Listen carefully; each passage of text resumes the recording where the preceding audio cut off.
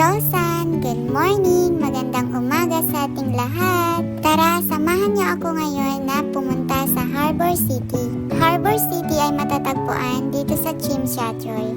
Pag nag-MTR kayo, mag-e-exit lang kayo dito sa exit A. Tapos, tingnan niyo yung exit A1, dun kayo aakyat palabas. Tapos, turn right. Diretsuhin niyo lang hanggang sa makita niyo yung papasok papunta sa Harbor City. Gandang-ganda din ako itong mga malalaking puno. Diba, ang ganda niyang pagmasdan. Dito na tayo papasok sa Harbor City. Hintayin lang natin mag-stoplight tapos tsaka tayo magcro-crossing.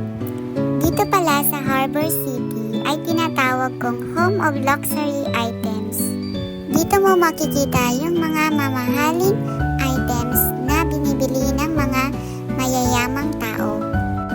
Hindi lang pala sa mga mayayaman, kundi yung mga may gusto, syempre. Sorry po, video lang ako ng konti para may maipakita ko sa inyo.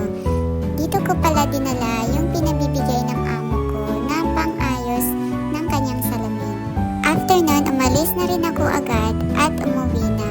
At habang naglalakad ako, nakita ko yung mga tao dito sa may gilid.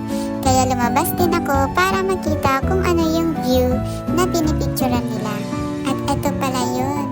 Dito mo pala makikita yung bell tower at saka kunting sightseeing ng seaside ng Chimchachoy.